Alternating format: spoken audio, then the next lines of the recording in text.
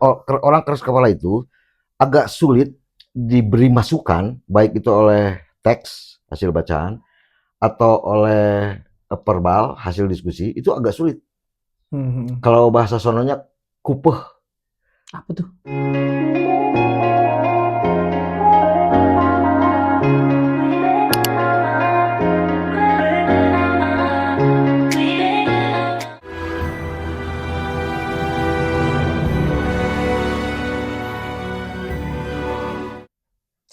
Ya, kembali di sudut ruang Wagun. Ternyata kuncinya ada adaptasi. Di dalam adaptasi itu memang bisa juga mempertahankan prinsipnya, tapi kemudian juga bisa juga berdamai dengan keadaan. Dua-duanya sangat dimungkinkan kita berhadapan atau kemudian mengalami hal itu.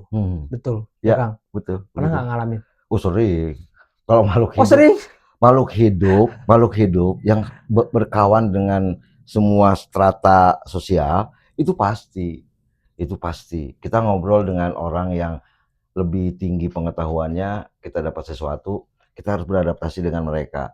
Dengan yang dengan yang selevel juga sama, dengan yang di bawah juga sama. Kalau tidak beradaptasi, kita akan quote and quote dijauhi oleh mereka, disebut jaim, disebut sok pintar, disebut sok menggurui dan lain-lain. Makanya harus pandai beradaptasi gitu. Ya kalau ngobrol dengan maaf abang-abang beca misalkan, ya kita ngomongnya filosofi tentang bagaimana mencari penumpang gitu, bagaimana menata uang hasil Nah, kerja. kalau itu kan beradaptasi ketika Iya, beradaptasi, ngobrol ya. Iya. Tapi ketika berhadapan dengan berdamai dengan keadaan dan menggunakan prinsip kita, pernah nggak ngadepin itu? Jadi pilihannya ini prinsip banget nih, nggak bisa kita langgar. Tapi kemudian ini yang satu sisi contoh gitu, ini bisa menyelamatkan kehidupan saya nih dari sisi dapur ngebulnya gitu, atau kemudian dari sisi bahwa ada sisi keluarga yang kemudian harus yang ngikutin aja berdamai. Dua hal yang memang kan satu nyelamatin keluarga, satu juga secara prinsip tidak boleh dilanggar. 2 hari yang lalu ngalamin. Dari ngalamin. Artinya dihadapkan begitu, siapa yang menjawab? Insting kah? Logika kah? Dua-duanya. Atau experience kah? Enggak, kalau saya dua-duanya. Kalau pertama saya menggunakan logika, pakai rumus mudorotnya lebih sedikit yang mana, manfaatnya yang lebih banyak mana. Tapi kan kalau bicara prinsip sudah pakem bahwa ini tidak boleh. Ya kan ketika ngomong mana mudorot, mana maslahat, itu kita sedang mencoba beradaptasi dengan kenyataan. Iya. Karena kita berhadapan dengan pihak lain selain diri kita. Betul. Makanya kita harus satu menggunakan logika, mana mudorotnya lebih banyak atau tidak, kemudian pakai insting. Insting sumbernya dari mana? Kan pernah saya cerita, insting itu lahir dari kita sering melakukan eksperimen di bidang melakukan apa namanya, kontemplasi. Oke, itu kan pernah disampaikan. Kalau pengalaman berpengaruh besar nggak sih? Pengalaman berpengaruh besar. Pengalaman itu pengaruhnya untuk meredam emosi. Kalau emosinya tidak stabil, maka komunikasi antara logika dengan insting itu nggak jalan. Ketutup gitu sama emosi, akhirnya jadi marah-marah gitu. Ketemunya di mana? Ketemunya pada saat logika kita, mana mudorot, mana maslahatnya, yang terbaik mana, kemudian diiyahkan oleh insting. Ketika salah? Resikonya harus ditanggung sama kita, nggak apa-apa. Daripada diem. Pernah nggak ngalamin begitu? Aduh, salah ternyata. Ada aja kan? Ada biasa. Tapi kita sudah paham bahwa kalau ini gagal, risikonya harus diterima. Jangan mengeluh. Apakah itu adalah dalam tanda petik sebagai jawaban dari kita berdamai dengan keadaan? Berdamai dengan resiko setelah menerima konsekuensi setelah kita mencoba berdamai dengan kenyataan. Pahit, itu udah terima udah. Toh saya sudah berdamai dengan kenyataan, tapi kenyataannya di luar ekspektasi. Dan itu sudah dihitung? Sudah dihitung, tapi kenyataannya di luar ekspektasi, ya sudah. Jadi saya bisa gagah-gagahan kepada Tuhan bilang, Tuhan, kenapa harus bilang gitu? Iya Tuhan, semua SOP sudah aku lakukan, soal hasilnya begini, ini di luar kendali saya gitu. Kan enak gitu ya. Kan? Tapi pelajaran apa ketika memang mendapatkan hal yang di luar ekspektasi kah atau melabrak prinsip tapi kemudian tetap salah gitu? Ya kalau berulang salah mah mungkin yang salahnya cara berpikir manusianya. Tapi kalau manusia suka melakukan kesalahan tanpa disadari, walaupun sudah berhitung sebelumnya, ya itu manusiawi namanya gitu. Ya nggak apa-apa gitu. Apakah linear, apple to apple nggak sih usia dengan keteguhan prinsip? Usia dengan keteguhan prinsip apple to apple bagi saya, tapi bagi orang Linear mungkin nggak? linear, bagi saya sih linear. Jadi makin usianya matang, bukan usianya tua ya. Karena beda usia tua dengan usia matang ya. Apa bedanya? Ya kalau usia tua itu belum tentu matang gitu. Nah, iya sok, Ya, buktikan. oke, Iya kan? ya. Jadi makin matang usianya, makin linear dengan yang Anda sebutkan tadi gitu. Tapi kan bukannya makin tua makin pikun. Ada cara untuk mengatasi agar tidak pikun.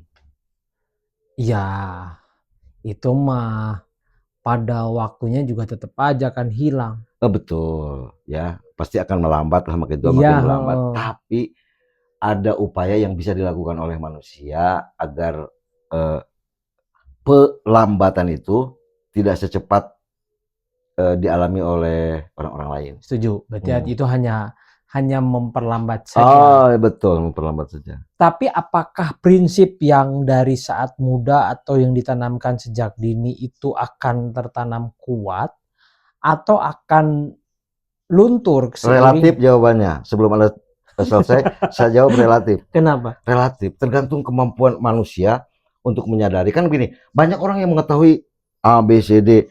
Banyak orang yang mengetahui baik, buruk, baik, buruk. Banyak yang mengetahui harus begini, harus begini, harus begini, nggak boleh begitu, nggak boleh begitu, nggak boleh begitu. Pengetahuannya banyak. Saking banyaknya dia tidak bisa mengimplementasikan, hanya sekedar tahu doang. Ada yang begitu? Oh banyak. Mau tahu contohnya? Jadi ada analogi, walaupun Anda selalu bilang ini tidak apple to apple gitu ya. Ini ada analogi. Kalau usia sangat produktif itu kan antara 25 sampai 40 ya. Itu sangat produktif tuh. Tenaganya masih oke, penghasilannya masih oke, beban kehidupannya belum terlalu banyak gitu, anaknya baru satu kecil dan seterusnya kan masih banyak ya. Sisa penghasilannya masih banyak. Harusnya ketika usia 25 sampai 40 laki-laki yang suka poligami punya 2, 3, 4 harusnya di poin itu. Di poin itu. Tapi kenapa setelah 60, setelah pensiun gitu, setelah tenaganya sisa gitu ya. Udah enggak? Itu mah susah sih. Iya, ini kan analogi. Harusnya kan ketika kenceng-kencengnya gitu kan, ketika usia-usia ya di range 25-40 gitu kan. Ada yang gitu juga. Oh, ya ada, tapi tidak semua kan. Banyak yang melakukan justru setelah pensiun gitu ya. Nah, itu kan tidak masuk akal. Seharusnya kan jangan udah tenaga sisa lah gitu. Sisa. Kan kalau sudah dia pensiun itu tenaga sisa, penghasilan sisa, waktu sisa kan. Biar seger ngopi dulu. Oke, sip. Jadi biar tenaganya nggak sisa. Oh, nggak sisa gitu. Oke. Tapi nggak bisa gimana kalau sisa tenaga ya sisa aja gitu. Iya ya. Tapi artinya gini, ketika memang usianya sudah matang tadi. Matang, bukan tua ya. Bukan tua ya. Yang tadi saya bilang, apakah prinsip-prinsip walaupun relatif, apakah ada juga yang memang kuat sampai tua dia pegang? Ada.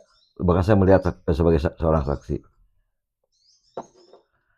Agamakah, budayakah, atau sosialkah yang memang relatif lebih lama bertahan sampai tua? Biasanya orang yang bertahan lebih lama tentang prinsip hidup itu karena dia belajar agama, belajar norma sosial, dirangkum semuanya, kemudian dia mengambil sebuah kesimpulan, ini harus saya pegang. Bukan karena satu. Memang dari ketiga item itu punya benang merah yang sama. Bahwa memang begitu. Iya. Yang kemudian menjadi prinsip. Iya. Jadi dia kayak gini lah, kayak Bung Karno merevitalisasi ya. Mereduksi semua nilai menjadi 5 sila gitu kan. Itu kan dari beberapa ya dari agama, dari sosialisme, dari kapital, semuanya kan dirangkum akhirnya jadikan itu. Nah, orang juga kalau belajar banyak dari beberapa sumber, akhirnya dia menentukan sendiri, oh ini prinsip saya sebagai identitas pribadi saya, nanti dia akan menjadi karakter bagi orang itu. Bahkan kalau saya menggunakan mobil lain bukan mobil yang tua itu, begitu turun teman-teman dosen bilang, teman-teman koleha ngomongnya, ini mah bukan Kang Wagun, ini mah bukan Kang Wagun, gitu. Jadi sudah menyatu gitu. Jadi agak susah juga gitu. Tapi apakah kegagalan nih? Kita bicara kegagalan. Tadi juga kan ada ya, ketika salah kemudian ya elah begini menyesal. Definisikanlah sama kita kegagalan. Bicara itu, apakah kegagalan itu bisa menjadi prinsip baru, menjadi pelajaran baru, atau kemudian menjadi sebuah hal yang mendaunkan dia dan kemudian wah udah lepas yang kayak gini? Enggak, kalau manusia, kata kunci sadar ya, kalau manusia sadar bahwa dia gagal, itu bagus. Banyak orang yang gagal tapi merasa nggak gagal. Nah itu yang banyak juga, Kang. Itu bahaya itu.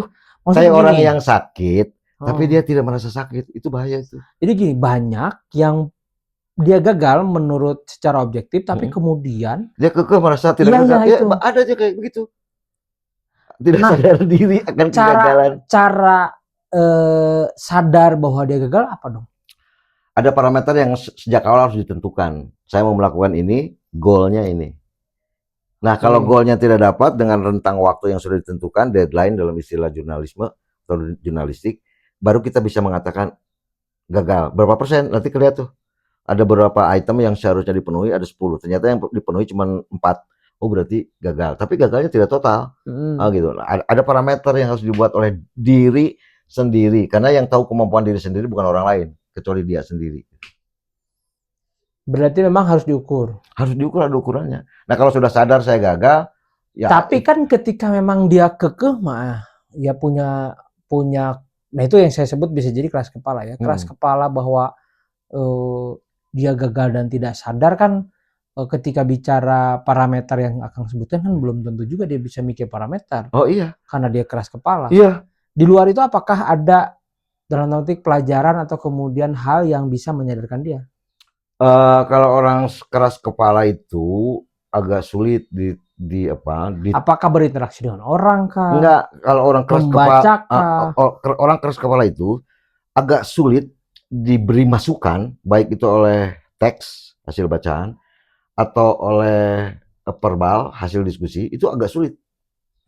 Kalau bahasa sononya kupeh. Apa tuh? Kupeh bahasa Belanda, artinya keras kepala. Oh, saya baru tahu. Kupeh. Jadi kalau bahasa itu. Pokoknya gitu, budaya pokoknya. Pokoknya menurut saya udah.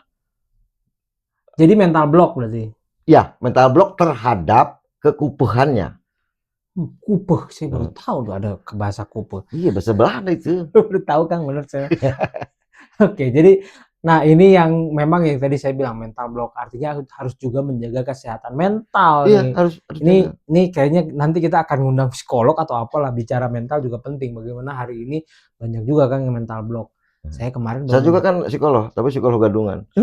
Di sebuah acara radio dulu. Oke. Saya tuh kemarin nemu yang kerja dimarahin terus kemudian nangis. Saya baru kerja saya kerja 12 jam gini, harusnya 6 jam. Wah, saya bilang nih anak muda tapi dimarahin nangis. Artinya ada beberapa mental block yang memang harus dipelajari lah, didiskusikan. Didiskusikan, ya betul. Itu yang penting. Jadi sebelum kita masuk pembahasan di segmen 3 tuh banyak kan. Nanti yang kita bahas. Ngopi dulu untuk closing segmen 2. Oke, kita lanjut. Dari Sunbeam ya. Sunbeam, iyalah. Gitu ngopi mah kulo cenah.